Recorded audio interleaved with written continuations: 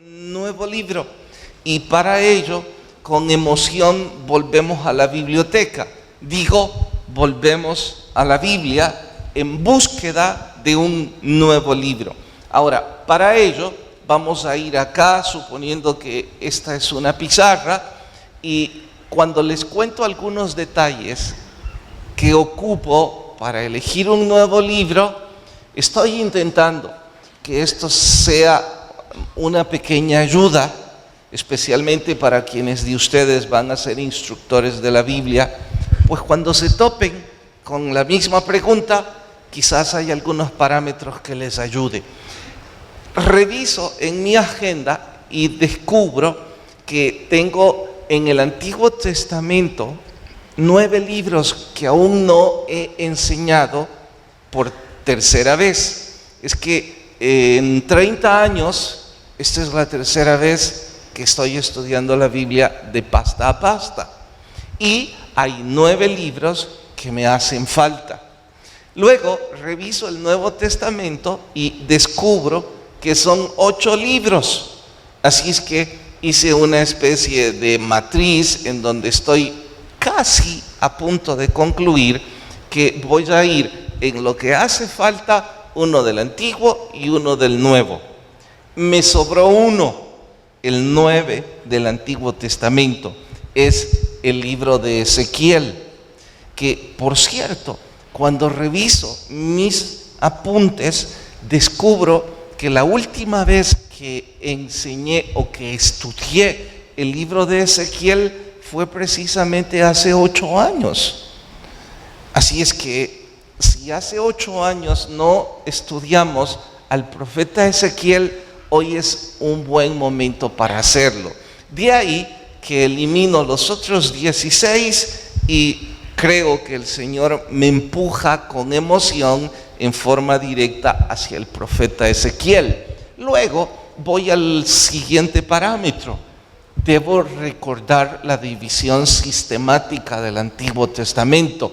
¿Para qué? Para escribir en mi mente o dibujar en mi mente el bosquejo del cual este libro es parte. Disculpen, quiero asegurarme. ¿Está bien, Doc? Del cual este libro es parte. Y este es parte de los profetas mayores. Quienes desconocen la terminología, hay 5 profetas mayores y se les llama mayores porque el volumen de su libro es más grande que los menores, no porque sea más importante. Así es que si está entre los 5 profetas, yo sé que este libro prescribe profecía, no solo hacia el Nuevo Testamento, sino también hacia el Antiguo Testamento. Dicho de otra forma, este profeta, Dios va a usarlo para augurar cosas que para nuestro tiempo ya sucedieron, pero que no habían sucedido en ese momento. Y claro que también tiene algunas profecías hacia nuestro tiempo.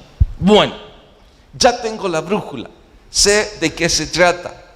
Conociendo esto, con mayor emoción, recuerdo del baúl de lo que alguna vez estudié, que este profeta se hizo famoso por distintas cosas. De hecho, fue como un ícono de toda la escritura del Antiguo Testamento. Casi estoy a punto de decir distinto a casi todos los otros héroes del Antiguo Testamento. Les diré las razones y también la emotividad que yo tengo por empezar a estudiarlo. En el principio de la historia, los estudiosos lo pintaron como el cantor de amores, así se le llamaba. Uno de mis versos favoritos, recordé en ese tiempo, es esta historia. Dios le dijo a este hombre que iba a tener una voz privilegiada, una voz que enamoraría a quienes lo escucharan, hombres y mujeres, y que además de tener ese tono y ese timbre de voz privilegiado, tendría una poesía única y que él compondría música sagrada hermosísima. Sin embargo, aun cuando lo escucharían, aun cuando le aplaudirían, nadie le prestaría atención. Digo uno de mis favoritos porque me pregunto, ¿cómo se sentirá aquel hombre a quien Dios le da un talento y lo ejecuta con tan grande pasión que las personas están dispuestas a aplaudir, pero no a escuchar? Bueno, esa es parte de las razones por las cuales se hizo famoso. El cantor de amores, hermoso de voz, canta bien, pero nadie pone por obra sus cantos. Más tarde, los estudiosos, y lo digo con cierta ironía, los psicoanalistas cristianos, por eso recalco entre comillas, escribieron que Ezequiel tenía una personalidad enfermiza que era digno de estudio. Ya pronto ustedes descubrirán por qué. Por supuesto que si los psicoanalistas dicen esto y puntualizan que su personalidad es enfermiza, habrá que preguntarnos, quizás esa era la razón por la que nadie lo escuchaba. Bueno, pronto lo descubrirán.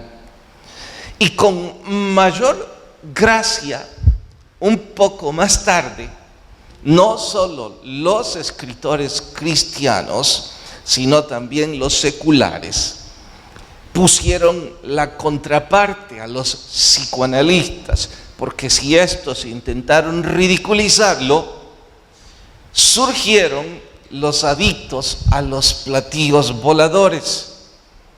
Y estos aseguraron de que este profeta es uno de los pocos privilegiados en la historia de la humanidad que logró un encuentro cercano con seres extraterrestres, y que su libro es precisamente la bitácora de esos encuentros. Ustedes dirán, están diciendo tantas tonterías.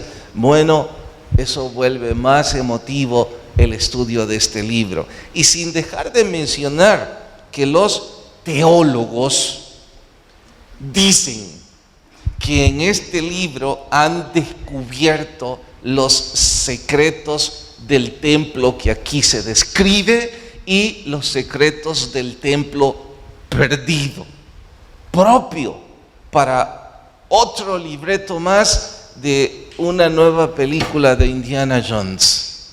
Y es que en efecto, todo lo que les he dicho cabe en el estudio de este libro.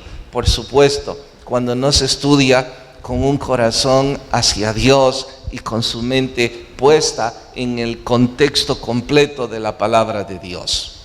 Espero que lo que he dicho hasta aquí sea suficiente para poner en ustedes intriga, pasión, deseo de comenzar a estudiar juntos el libro del profeta Ezequiel. Bienvenidos a la introducción de dicho libro en nuestro sermón titulado precisamente Introducción al profeta Ezequiel. Vayan a su libro en el capítulo 1, vamos al verso 1.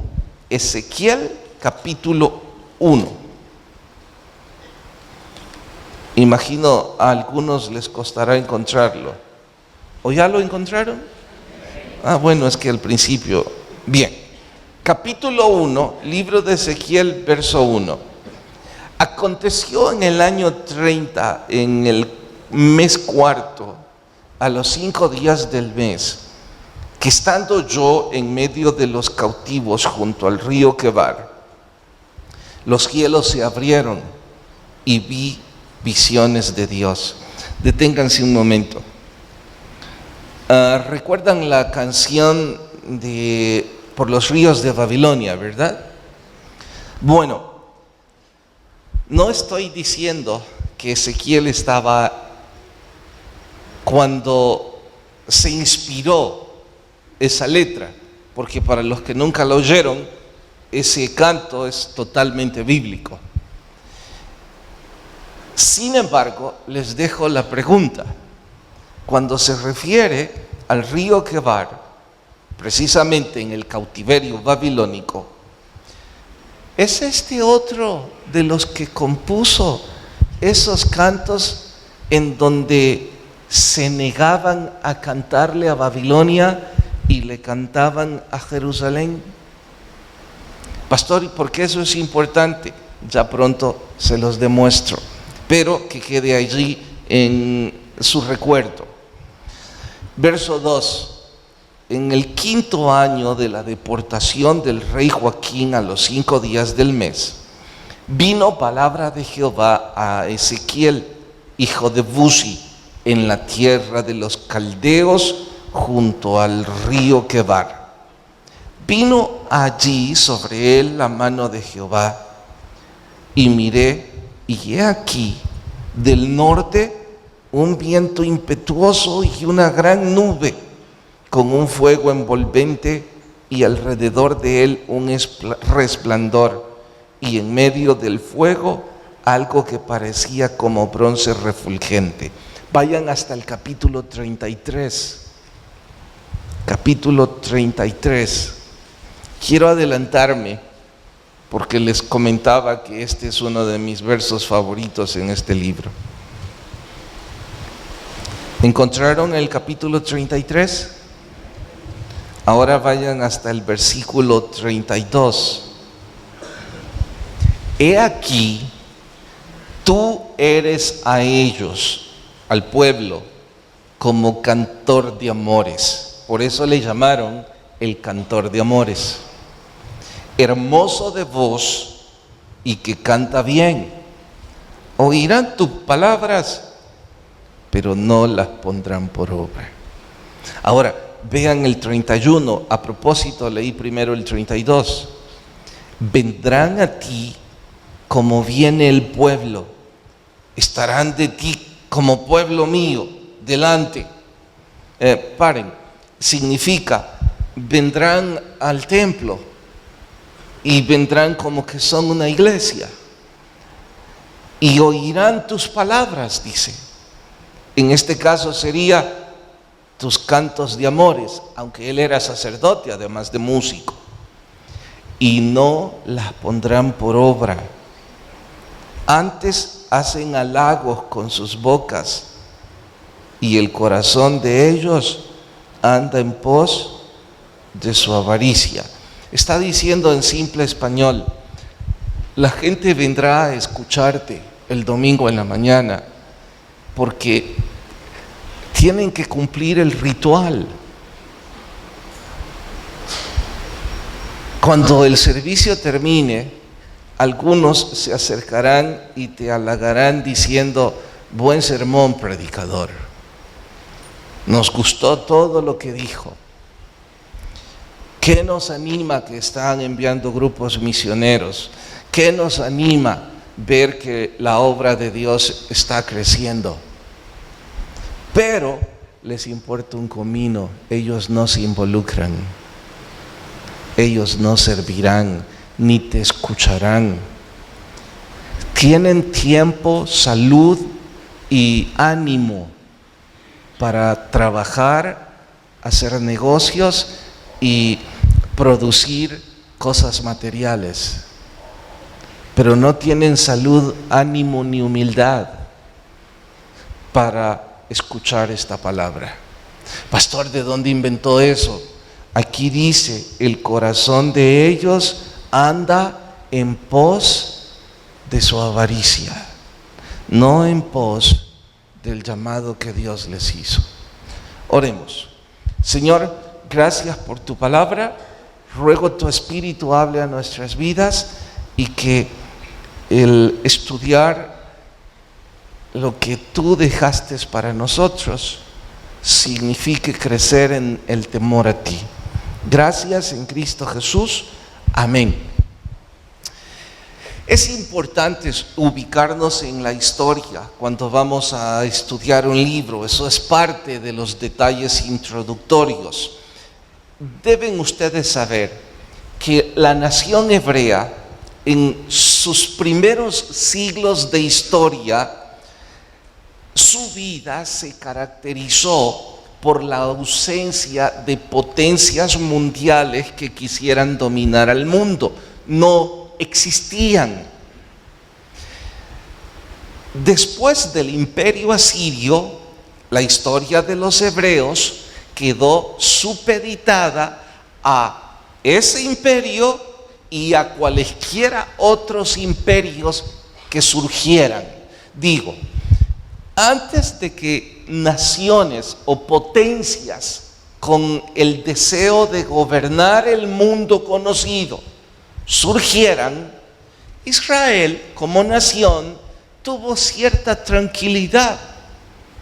Pero después que Asiria surge y a Asiria se le suman otras potencias, eso desapareció por completo. Israel quedó supeditada a esos imperios dominantes por dos razones, sobre todo. Menciono la menos importante primero. La tranquilidad de la nación era directamente proporcional al capricho del gobernador en turno. ¿Qué significa eso? Si los asirios, si los sirios, si los babilonios, si los griegos, y puedo seguir, tienen entre ceja y ceja dominar Jerusalén, pues entonces ellos son vulnerables a los caprichos del dominador en turno. Y en este libro verán parte de esa historia. Ahora, dije que ellos quedaban supeditados por dos razones. Esta, la menos importante. La más importante es que su vulnerabilidad como nación venía en forma directamente proporcional a su obediencia a Dios. Este es el asunto, no es filosófico, es práctico. Si Israel le daba la espalda a Dios, el dominador en turno hacía fiesta con ellos. Cuando Israel se volvía a Dios, Dios se volvía a ellos y no importaba la fuerza de la potencia en el mundo que quisiera gobernar. Israel era impenetrable. Significa que darle la espalda a Dios es la necedad más grande que Israel como nación pudo alguna vez cometer. Y estoy recalcando esto porque qué necia repetición de los hebreos. Darle la espalda a su Dios. Casi con la misma fuerza quisiera regañarme a mí mismo diciéndome: hey, predicador, ¿cuándo vas a entenderlo? Dar la espalda a Dios es la necedad más grande que tú puedes cometer en tu vida. Por supuesto, al decir esto, estoy diciéndole a toda la congregación, y con cariño, pero no poco severo al mencionarlo. ¿Cuándo usted va a entender que al darle la espalda a Dios se la está dando a sí mismo? Darle la espalda a Dios en el llamado que Él le ha hecho es abrirle la puerta a sus enemigos para que lo destruyan. De hecho, en forma específica le pregunto: ¿cuándo piensa levantar la mano y recibir a Jesús como su Salvador? Son varias las veces en que el Señor ya tocó la puerta de su corazón en un culto, en la conversación con un amigo, con su esposa, con su esposo.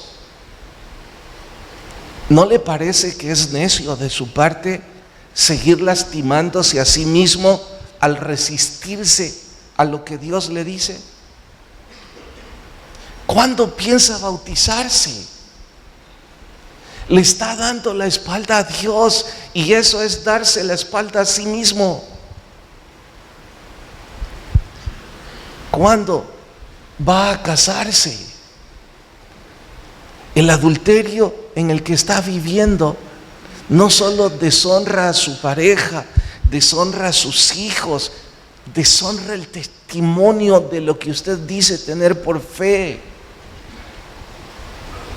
No siga dándose la espalda a sí mismo. ¿Qué tiene que suceder para que usted entienda este verso? El corazón de ellos está en pos de la avaricia. Sí tienen tiempo, salud, ánimo e incluso recursos en pos de los bienes materiales, pero no tienen tiempo, salud, ánimo ni recursos para el llamado que Dios les ha hecho. ¿Qué tiene que suceder para que lo entiendan? En fin, regreso al contexto histórico. Para este momento, Israel como nación estaba pasando uno de los peores momentos de su historia. Es que después de la división del reino, la otra semana voy a explicarles ampliamente qué significa la división del reino. Cuando este quedó partido en dos, a estos dos reyes se le sumaron una saga de reyes decadentes, corruptos, depravados, que llevaron a la nación a lo que hoy es la mayor parte del mundo. ¿De qué hablo? Un mundo de corrupción, de injusticia, de violencia, de maldad y de lo peor. Usted dirá, bueno, predicador, eso nos sorprende, eso es lo que hemos oído siempre de la historia de la humanidad.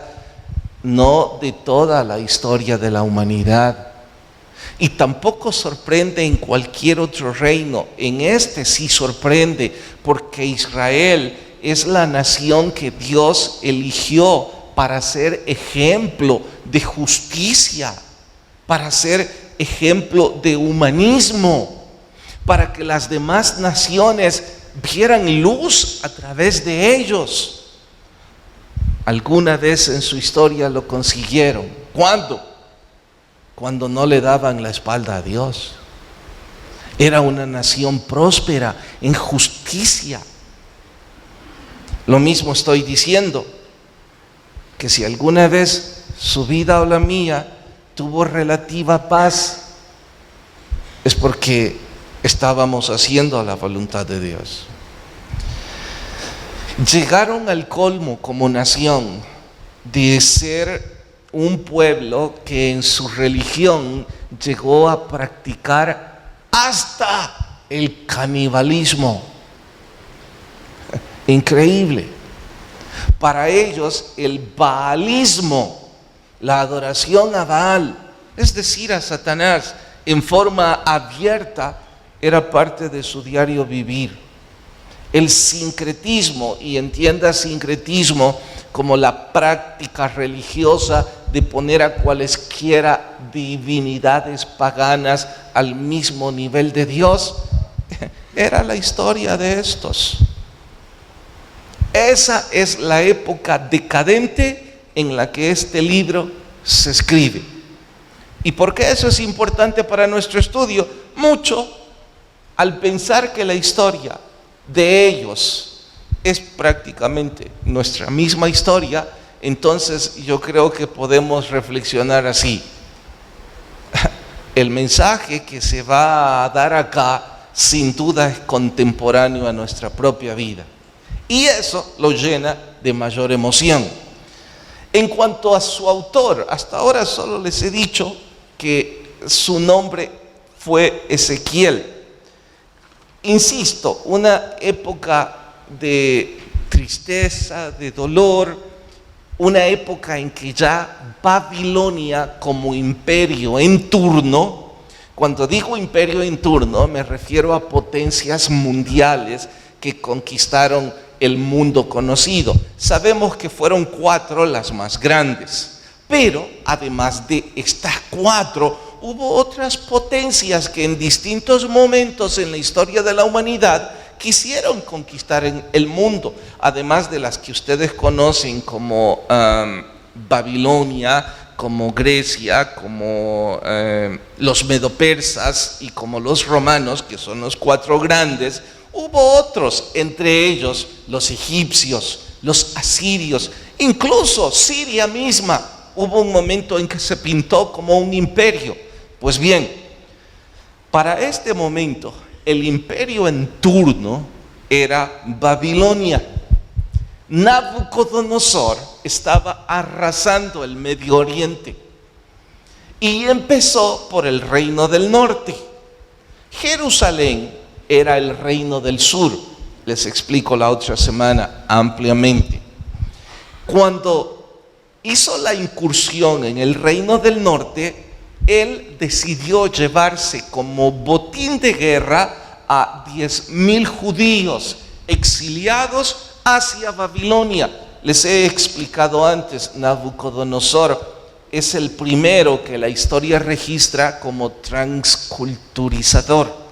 Eso significa que fue un hombre muy académico que quería traer lo mejor de cada cultura hasta Babilonia y convertir a Babilonia en la capital del mundo.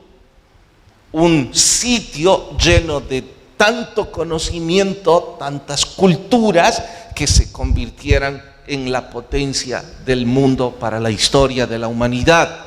De ahí que se lleva a los mejores hacia Babilonia. Por supuesto, entre los mejores, una buena parte eran jóvenes. ¿Por qué jóvenes?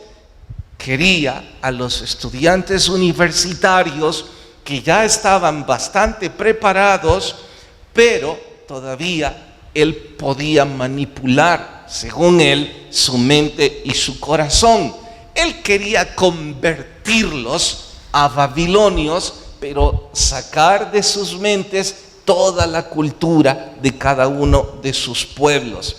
Es así como en esa primera avanzada se lleva a Ezequiel, que para entonces los estudiosos sugieren debió rayar 21 años, poco más, poco menos. Sí hay registro de que estaba en sus estudios para convertirse en sacerdote, pero aún no lo era. Yendo como esclavo hasta Babilonia, la historia registra que 4 años más tarde, cuando ya no soñaba más con ser sacerdote, o quizás sí, ¿cómo puedo saberlo? Solo puedo decir que lo arrancan de su tierra natal, le quitan a sus padres, a sus amigos, todo lo que alguna vez conoció y lo trasladan como esclavo a la capital del mundo. En esos 4 años tiene que aprender 2 idiomas, además de los que ya manejaba. Tenía que conocer una nueva cultura. Yo me pregunto, ¿será que un muchacho en semejantes circunstancias todavía sueña en ser sacerdote judío? Lo cierto es que a los 25 años, Dios, no Nabucodonosor, decide graduarlo, no solo como sacerdote, sino también como profeta. Y es en ese tiempo cuando se empieza a escribir este libro. Yo sé que usted va a preguntar, porque yo me pregunté, oiga, predicador, es curioso esta historia. ¿Quién necesita un sacerdote en medio del cautiverio babilónico? Les explico. Nabucodonosor no se lo llevó porque era un religioso. Es que en ese entonces los sacerdotes eran los que estudiaban distintas ciencias. Era gente muy preparada académicamente. Era como una profesión más, que yo diría, así debería ser hoy día, pero en fin, además de la vocación espiritual. Esa fue la razón por la que Nabucodonosor lo llevó. La pregunta es, ¿y Dios para qué lo quiere allí en un pueblo cautivo, en donde no pueden ministrar la religión judía? Digo esto con mucha emoción. La idea de un sacerdote en medio de un pueblo cautivo nace únicamente en el corazón amoroso de nuestro bendito Dios. Dios dice, no los voy a abandonar a pesar de su pecado. Voy a dejar hombres como Ezequiel, y lo digo en plural porque al cerrar les digo otros nombres. Voy a dejar hombres como Ezequiel en medio de ustedes, porque muy pronto sus corazones se van a volver a Dios. ¿Cuándo? Cuando la avaricia ya no puedan alcanzarla por la esclavitud que tendrán. Entonces se volverán a Dios.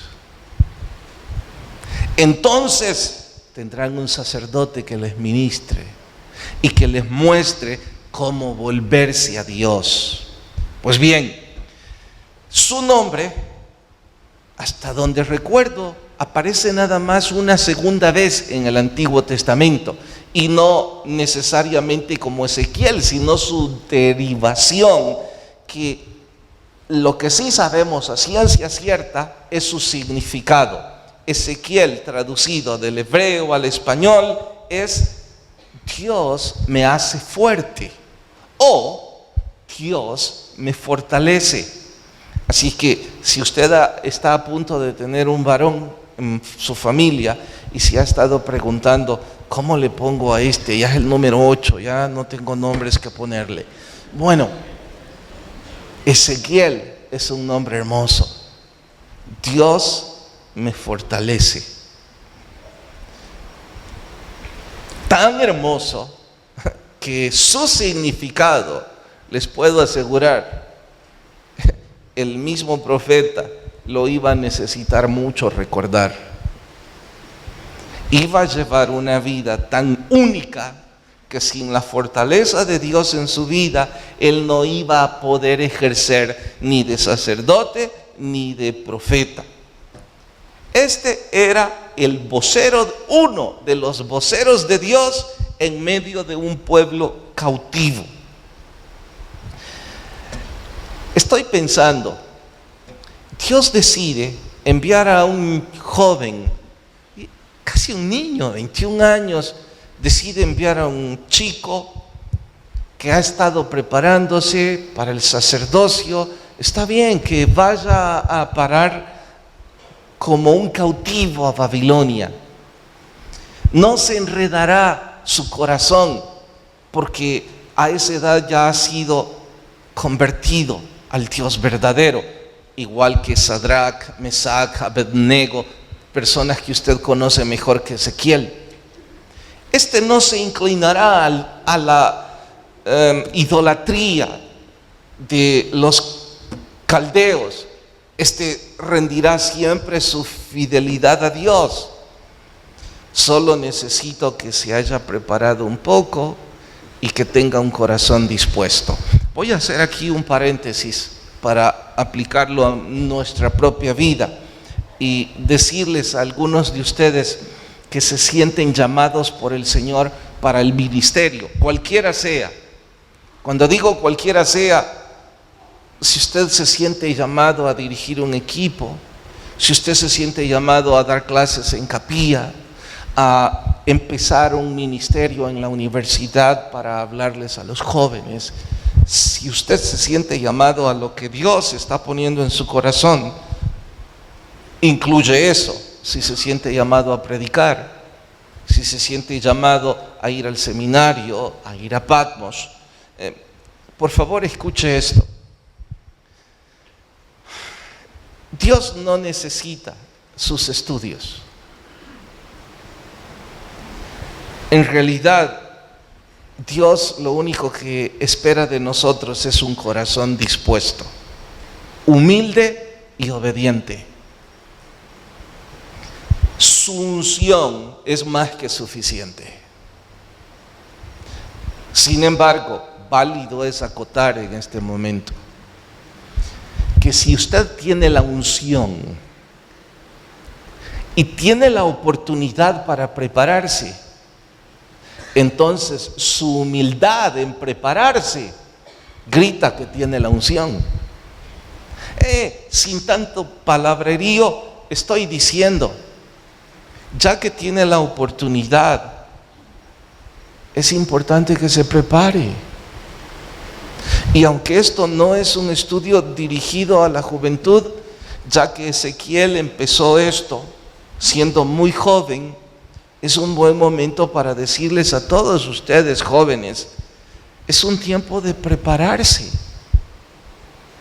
para el ministerio y para la vida misma. ¿Por qué no? Porque mire, hay una ironía. Esto es en el ministerio, pero también lo pongo en la vida diaria. Mejor voy a empezar con la vida diaria y luego entenderán el ministerio de forma más fácil.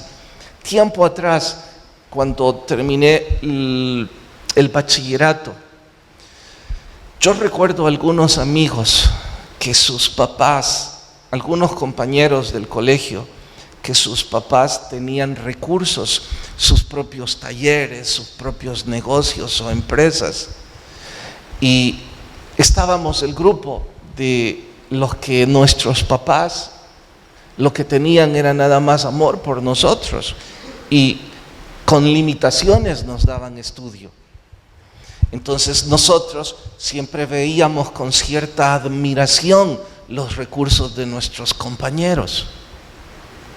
Y yo me daba cuenta de que varios de los que tenían recursos les importaba un comino. Sus papás tenían negocios y ellos siempre les estaban dando oportunidad y les decían, mira, toma esto, seguí esto, presta atención. Ellos con cierta altanería, yo no voy a hacer eso, déjame tomar mis propias elecciones. El contraste, nosotros deseando cualesquiera de las migajas que éste dejaba caer, diciéndole, mira, decirle a tu papá que me recomiende. ¿No será que tu papá necesita a alguien? Esa es una de las ironías de la vida. Ministerialmente a veces sucede esto. No a veces, muchas veces. Hay personas a las que Dios les ha preparado, pero no tienen ni humildad ni obediencia. No creo, según el patrón bíblico, que puedan ser usados por Dios. Con tristeza pienso, wow, cuánta preparación, cuánto recurso tirado al traste por la soberbia. La ironía es que hay otros que no han tenido preparación ni recursos, pero tienen la humildad y la obediencia. Yo no sé en qué caso están ustedes, pero es un buen momento para reflexionar y decir, al final del camino, si usted tiene 21 o 25 años, a Dios no le importan sus recursos y tampoco le importa su preparación, se burla de ella. Porque la Biblia dice que de lo más vil del mundo Él escogió. Y como usted se siente calificado o calificada, la relación dice o la ecuación dice, usted está descalificado. En fin, ya les dije que fue un exiliado en Babilonia. Yo estoy a punto, no lo haré. Es que tengo la tremenda curiosidad de hacer esto, pero sé que el tiempo no me lo va a permitir. Les contaré una de mis desvaríos en cuanto a locura académica.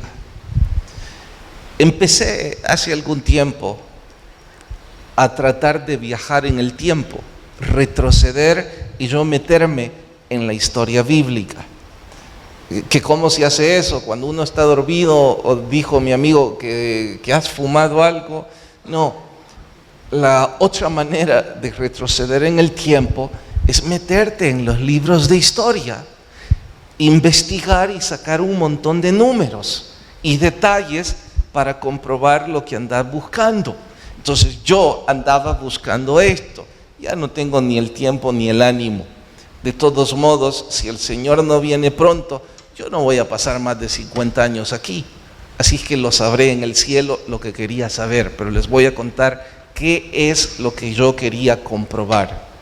Yo tengo la grande sospecha histórica de que chicos como Daniel, como Sadrach, Mesach y Abednego, chicos como Isaías, como Jeremías, como Josías, como Ezequiel y otros más, todos ellos tuvieron los mismos mentores y fueron a la misma escuela.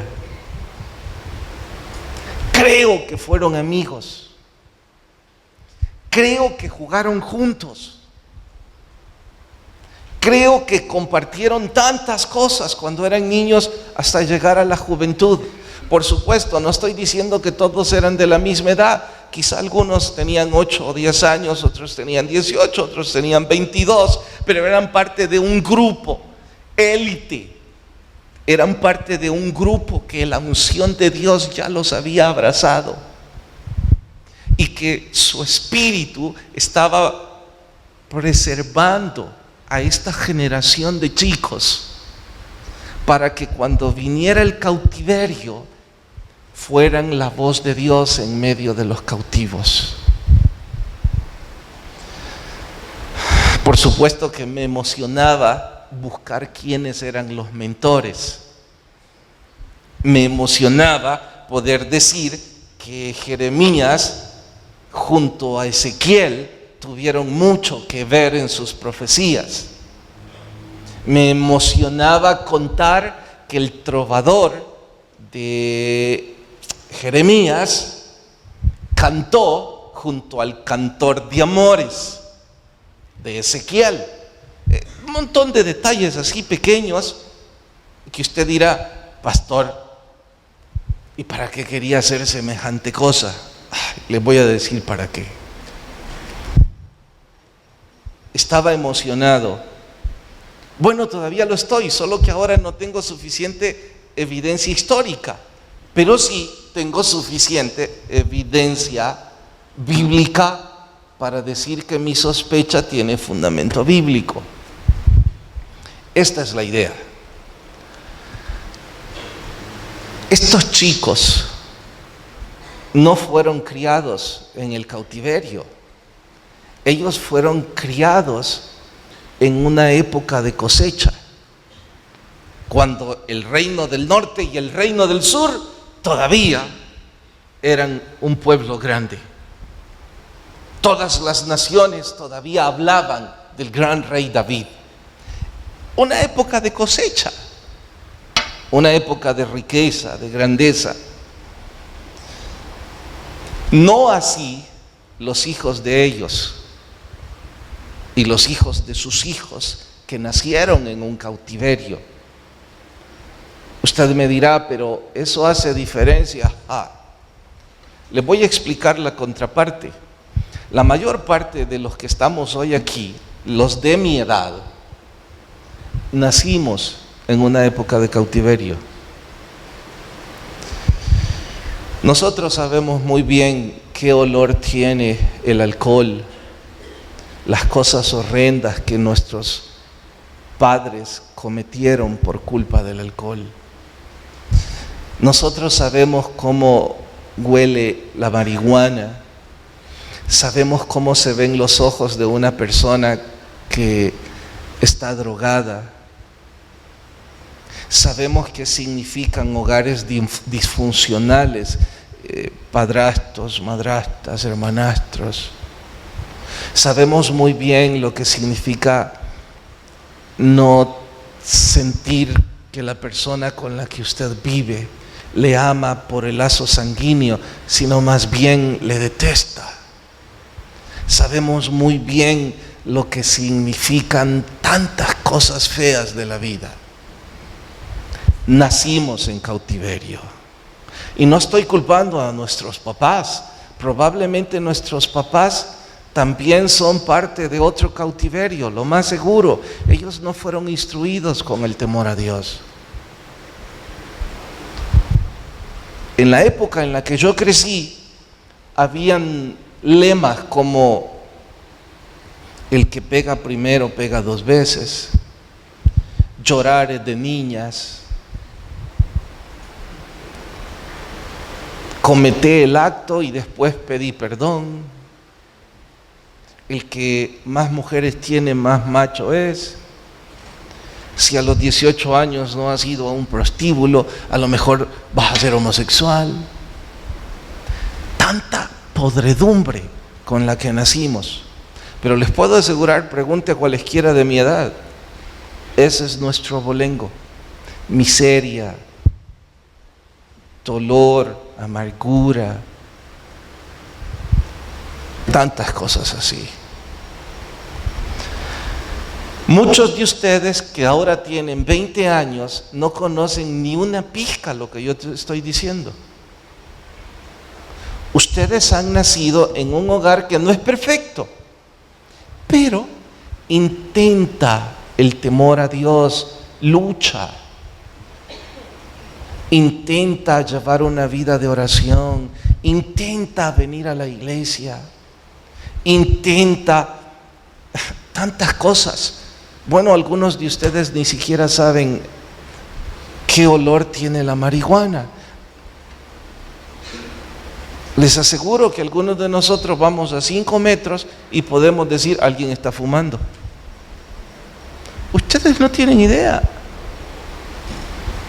Ustedes ven a alguien con los ojos rojos que está drogado y probablemente ustedes dirán: tiene conjuntivitis.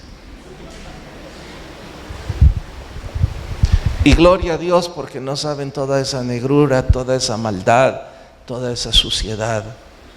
Jamás han visto a un familiar que inyectó su brazo y que está casi convulsionando por la necesidad de más droga. No saben de eso.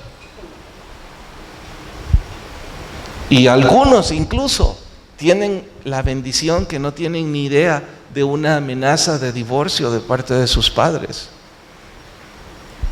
Bueno, chicos, les puedo asegurar que esa es una época de cosecha. Entonces, les quiero explicar esto. Ustedes están viviendo hoy una época parecida a la de estos muchachos que crecieron juntos, en donde ellos tomaron la decisión de formarse para ser siervos de Dios donde quiera fuera, aún en Babilonia. Y en efecto, se convirtieron en gigantes de la historia. Todos los que le he dicho fueron gigantes, sin mencionarle otros 30 que los tengo escritos.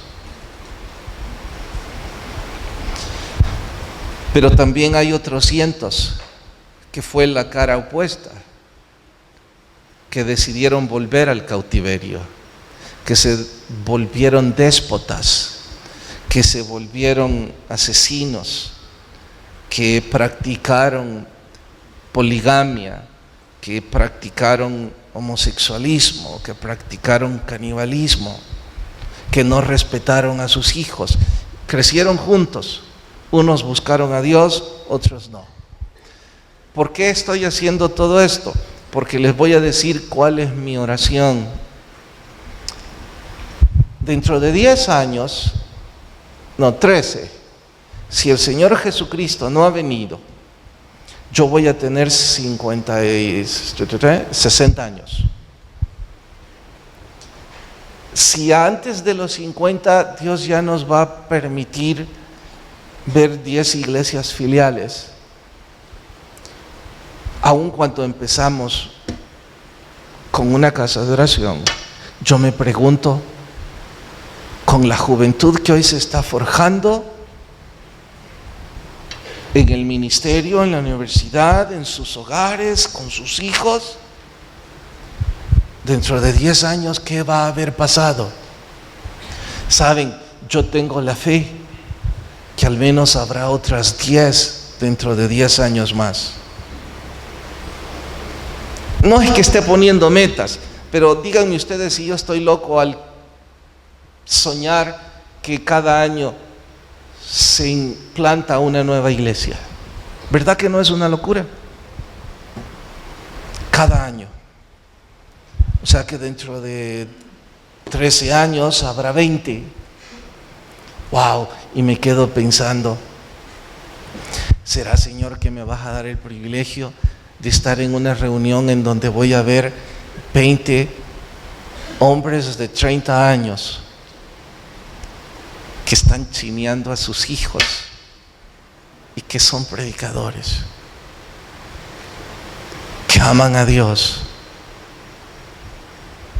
que son hogares que se están fortaleciendo, como el nombre de Ezequiel, y junto a ellos, como cada iglesia debería tener 13 directivos?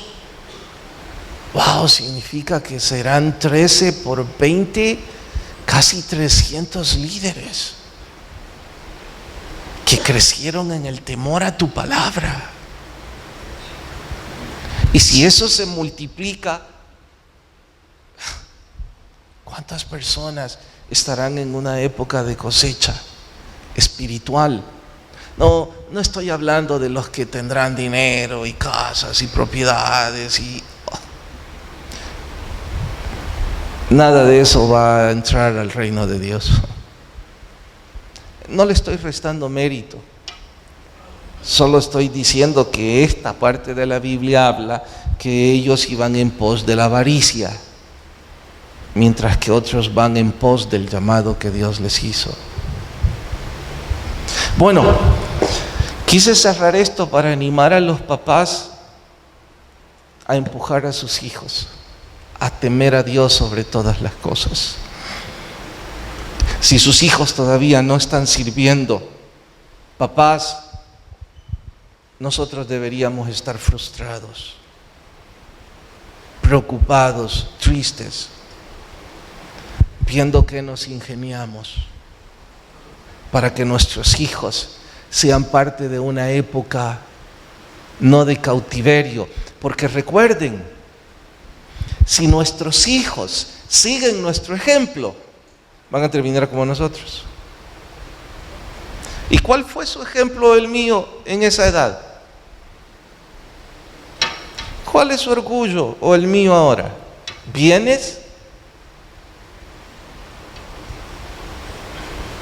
Entonces usted o yo tenemos que asegurarnos y empujar, orar, pedirle a Dios cualquier cosa que se nos ingenie para que nuestros hijos se vuelvan siervos.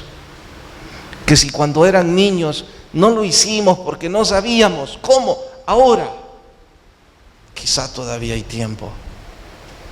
Y jóvenes, ustedes tienen el futuro en sus manos, para bien o para mal. Dentro de 10 años, ustedes van a ser obreros, profesionales, siervos, ministros, pastores, qué sé yo. O van a ser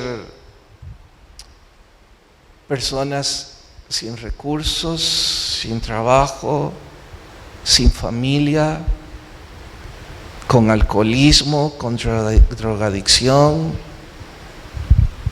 y que sabemos cuántas cosas más, porque la esclavitud propina todo tipo de desgracia y miseria. Pero la decisión es de ustedes. Papás, tenemos una gran oportunidad: sembrar en nuestros hijos.